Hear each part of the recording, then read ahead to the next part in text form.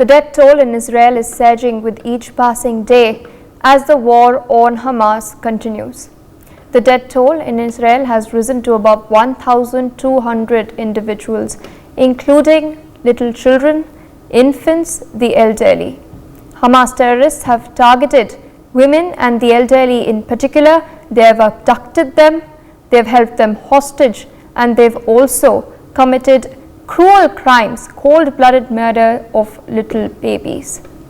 Meanwhile, Israel Defense Minister has vowed to wipe out the Hamas off the face of the earth. Israel has also carried out airstrikes across Gaza to retaliate following Hamas's terror attack against Tel Aviv. Meanwhile, joining us on the broadcast is a very special guest, Pol Cohen Meikins, who is a hospitality manager and songwriter, joining us live from Israel. At the outset, I would like to thank you for joining us, speaking to us, and sharing your experiences. Where are you in Israel at this point, and how is it like over there? Well, good morning, everyone. Here it's 10:33. Thank you so much for this, first of all, this opportunity to talk about this horrendous and tremendous situation we're passing through, my people and all my country right now.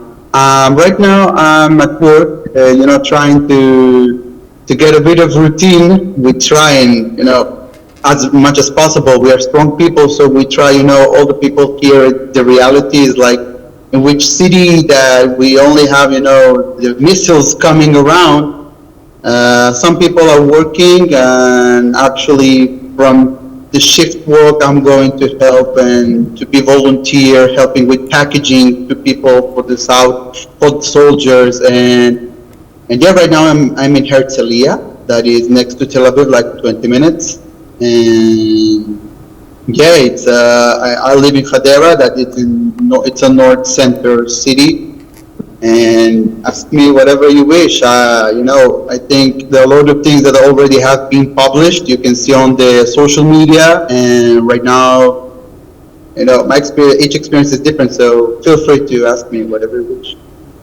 All right. I'd like to ask you: are you in touch with your friends, your family, your loved ones? Because we are getting some rather spine-chilling news from across Israel. There are news reports coming out of people being taken hostage. So are your loved ones safe? Yeah, fortunately, thank God, my closest family are safe. Unfortunately, I have loads of colleagues at my work, and I have also loads of people who were related to people in the party, the nature party, that they were raped and they were kidnapped and they were decapitated, some of them. And it's I don't even have the words how to start describing how these days were like hitting each one of us. Like my people are fine, and I think of that, but I really feel pain, and I lost my people in the south. I have also my brother that is in Gaza right now. He's fighting for us. He belongs to the special force of the army, and my cousin as well is a police, he's a cop. So they're all there, and right now the missiles doesn't stop. They're like every time it's like sirens and stuff. And yes. I don't know why we needed to come through this. I really don't understand. It's one of the things that I really wanted to emphasize, that we really tried to get along with them, and now we figure it out that we are handling with hate, with pure hate, and I really don't know. For me, I'm a songwriter, and I write about my feelings and stuff, but this is like I'm trying to come up with something, and there's nothing coming out, because it's so the pain and the agony, and it's just horrendous. So yeah. I really believed in coexistence. I really still believe in coexistence, but with these people, unfortunately, we really tried. I think that all the people who were like, struggled and they were like fired, burned, they took tires of cars, they threw it through the houses, they burned it to make the ashes to come out and the fog and everything, and just to suffocate the people, and it's horrible. These are rather trying times, tough times, but amid all this, your government is taking action. So what is the latest advisory that you've been given?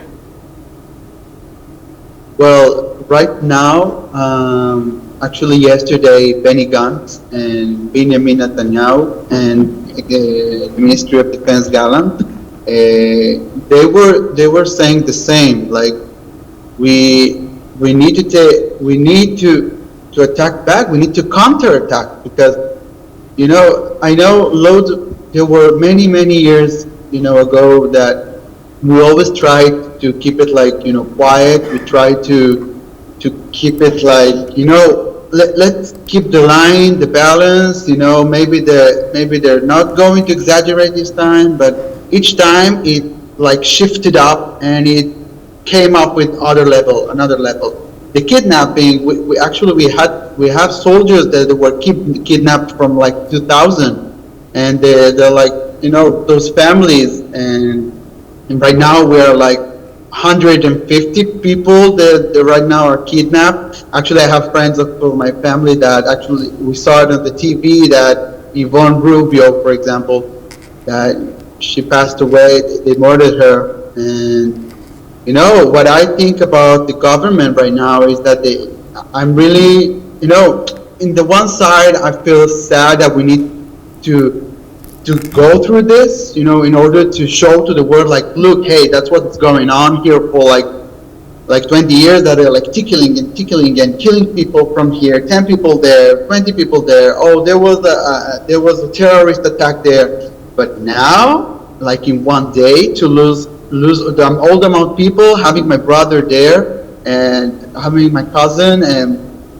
we really feel the duty, as Biden said, we have the duty to defend ourselves. And I really think that will be the main point of it. Like, there's not like a terrorist group attack, like, oh, they're doing some stuff. No, they are bad people. They're waking up. That's why I believe in my government, and I think that we will try it best. The IDF, the Israeli Defense Army, they will do the best in order to be the most surgery, try to be the more precisely, to have less, collateral damage. We always thought about not doing this Machiavellic thinking, like, oh, all that matter is the end. No, we always try to think that we need to be surgery. We need to think about, like, pointedly, precisely, accurately. But now, we actually aware them. I think that we aware them. They didn't aware us, but we aware them, like, go out from there, because we're really not going to leave anything, because it's like so much blood that has been spilled. So right now, I believe in my government. I believe in the army, and I really think that we will try to make our world safer. I think that is about to make a safer place for all of us. Even for you, if you wish to come, I would be gladly to invite you and to say, hey, you can come and you can visit, and you won't be afraid, like, to be rocked or to be, throwing fire bombs and stuff. And I want to be proud of my country. I want to be proud of all the things that we developed as Israeli: technology, culture, music, everything. That's my part, music. But I want to show to the world the good things that we have, not only the bad and the horrendous. But right now, we need to show it out, because that's what we're passing through. And yes, it's. I really don't know what else to say. Like, I'm going right now to the hospitals. I'm going to, to sing, to cheer up people because they need it. People need to. We passed a whole of trauma. It's I don't know if you saw the social media, but it's I cried. I have waves of crying, and when I think of my brother, and when I think all the family, entire family that they were like decapitated, they were burned. It's like I really don't get it. Indeed, and your effort to boost morale is quite noteworthy during these tough times. But considering you speaking of the world, what would your appeal be to different countries and governments across the world as well as other agencies? How can the world lend support to Israel at this point? I think that the first support that we already receiving right now, and I feel so fortunate that this time we are not being ignored. I think that the first support is that people actually are knowing what we're passing through, and that's the first support. I think that the first thing that we're receiving, the announcement that hey, Israel is passing through something big and horrendous, and we need to help them spiritually, psychologically, and we need it. Like we need this support. That for me, being here and to see people writing like, we believe in you. We want you to come over this, to overcome all these struggles, and this first, it's wonderful. What we can say wonderful, but it's, for me, it's the beauty of the people that they can empathize. I think that one of the things that I thought that has been lost in these last years is their empathy. So right now, seeing people like saying, hey, I want to support you, I'm backing you up in this, and you're not alone, that means a lot. People sometimes say, I just wrote him. For example, for me, I lived in Chile for 12 years, and people kept like writing on, and I feel very blessed that all the people, and I think hundreds of people are feeling the same way, and that spiritual support for us, being having the only country in the world being Jewish, with just one religion. It's for us, it's very important, the spiritual part. And the second part, that I think that the countries